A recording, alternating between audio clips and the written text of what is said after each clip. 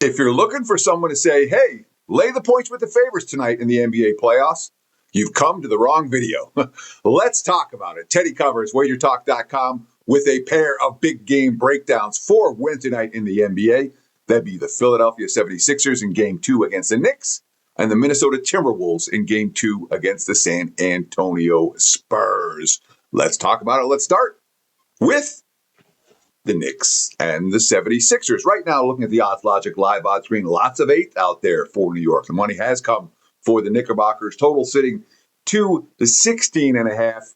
And no question, the Knicks are playing, let's call it their best basketball of the season right now. It feels like a team that's peaking at the right time. What we've seen from New York over the course, since they went down 2-1 to Atlanta. And remember, they lost both those games to the Hawks by a single bucket, both times on C.J. McCollum jumpers, by a single point, I should say, both times on game-winning jumpers from McCollum. But since that time, they won by 16 in Game 2 against Atlanta. And that, really, they won that game by 30. And the Hawks went on a late run to make it closer. And then they beat them 126-97. So what's that, a 29-point win? And then a 51-point win in Game 6. And then, of course, the first game of this series where they win by 39 against the 76ers. It's a Knicks team that has absolutely been dominant for their last 4 ball games. That said, we expect regression. The Knicks just shot 63% from the floor in game number 1 of this series. And they did it, of course. We heard the quotes from Philadelphia after the game. Let me get those quotes from Philadelphia after the game. Paul George talking about what they just been through. Because you're talking about a team that just went through a 7-game series, won Game 7 on the road, and then less than 48 hours later have to play again. Even Jalen Brunson, honestly, you got to take this game with a grain of salt. He knows Philly didn't bring their A game in that contest. Paul George, quote, emotional roller coaster. You go from a Game 7 and 1 day off, and boom, you're right back in another matchup. I think there was some carryover trying to get up and get prepared for the next matchup. We should have done a better job. We had breakdowns tonight, but they also shot the heck out of the ball. It's a game of adjustments. We'll make adjustments. Same as last series. They don't get any points in Game 2 for going up big in Game 1 tonight. And that's the truth of it. That's a veteran 76ers team. And for all the success that the Knicks have had in recent games and in recent weeks, score 0-0 when this one tips off. And Philadelphia is the team that has the urgency here. Obviously, we've seen the Sixers have an up and down season. And Philadelphia, if you look at their full season stats, you're going to see, this team's okay. A 45-win team. They were in the play-in game.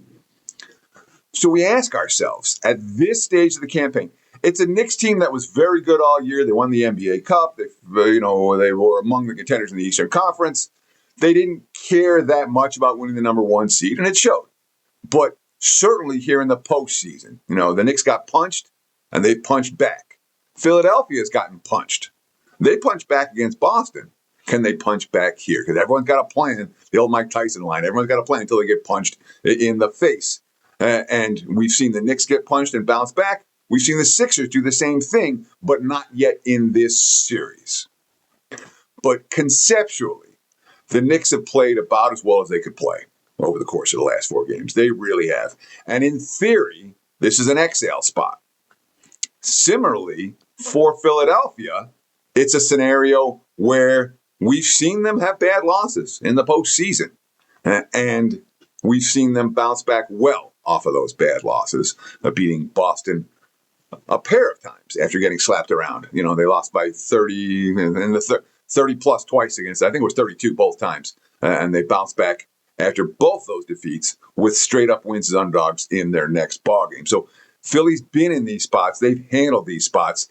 The Knicks right now, from a value perspective, they're at their zenith. And maybe if the Knicks play like this every game, they're going to be in contention to win this title. But I do expect some aggression here from New York from a side standpoint to be Philly or pass for this better. From a total standpoint, my clients and I cashed with the over in Game 1. That was no sweat. Obviously, I gave a free play video supporting the Knicks in Game 1. That was no sweat either. So Knicks and over were clear right sides for the first game. No argument here conceptually with another over for Game 2. Early in the series, we expect some pace. The Knicks offense is clicking right now. I do expect Philly to play better on the defensive end of the floor, but that doesn't mean the Knicks aren't going to get their opportunities. And Philly's certainly primed for a better offensive game than the one they had in game one, where they called off the dogs pretty early. So the lean is 76ers plus, and the lean is over the total.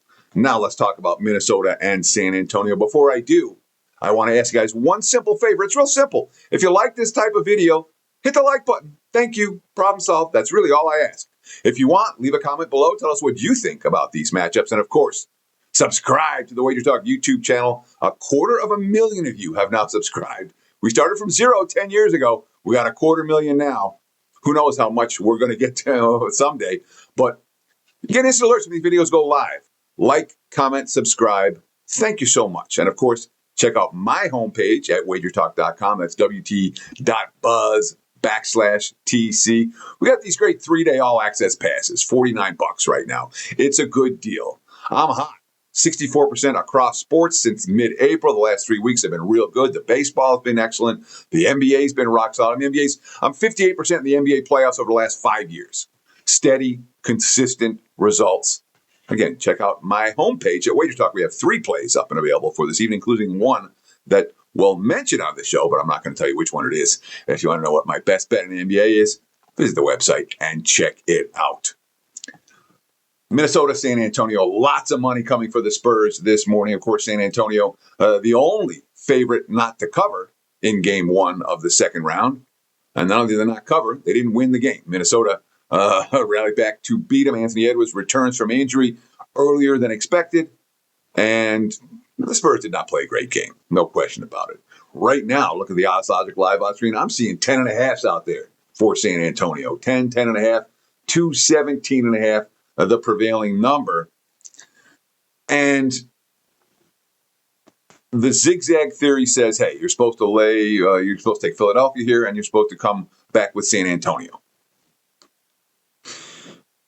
I happen to think, look, one of my basic tenets, I talk about the going into the playoffs, one of my top 5 rules. I'm like, the zigzag is dead. That was one of them. I also talked about the concept of when a series is mispriced in game one, it's likely to be mispriced the whole way. And honestly, Minnesota, San Antonio feels like that to me. It feels like a mispriced series. My number is not 10, 10.5 for the Spurs in this game. And let's not forget, let's be very, very clear. All right. Yes, San Antonio's lost game one. They got their back against the wall, but the Spurs haven't been here. This is not a team. It's not a coach. It's not an organization. They haven't been in these spots. They haven't faced adversity. And guess what? Until you face adversity, you don't know if you can take a punch and bounce back. I'm not convinced that San Antonio is primed. Again, they don't have to win this game. They're going to win by double digits in order to cover the number. Well, let's look at the recent history between the Spurs and the T-Wolves. Let's see. Did San Antonio win any games by double digits in the regular season this year? No. Last year? No. Year before? No. Spurs haven't had any wins. Actually, they did one 10-point win in November 24 against Minnesota. The last 3 years, that's it. All right? San Antonio has not shown that they can beat this Minnesota team by margin anywhere. And, of course, here we are in May. All right, the Spurs regular season was great. They were an amazing regular season team. They did nothing but make their backers money.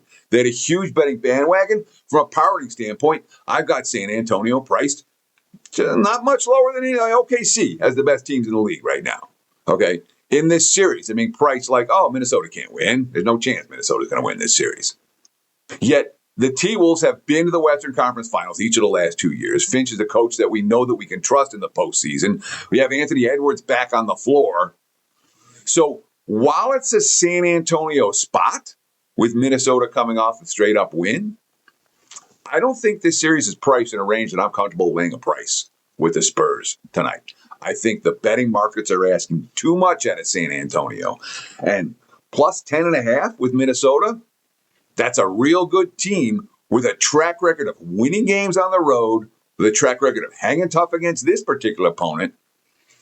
I think it's too many points, plain and simple. I think the value is on the Minnesota side. It's T-Wolves or pass for this better.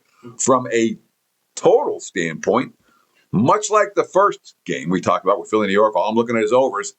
San Antonio, Minnesota is another game that all I would want is the over for this one. I know it was 104-102 in game one, but Spurs didn't hit anything. I mean, the Spurs really did not play a good offensive game. They looked like a team that was a little bit out of sync. They looked like a team that had been off for 8 straight games. They have a better offensive game in them than the one we just saw. Wemby will hit a three-pointer tonight. Darren Fox will hit a three-pointer tonight.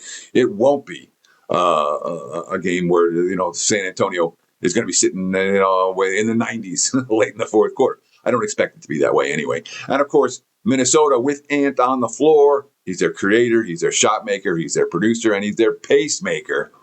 No argument here with an over, if you like the total, for Spurs and T-Wolves tonight. There you have it. That's my take. That's everything I got for Wednesday. Check out the page. Again, wt.buzz/TC, WagerTalk.com. Like, comment, subscribe, and of course, stay tuned right here on this channel for more quality free play video content.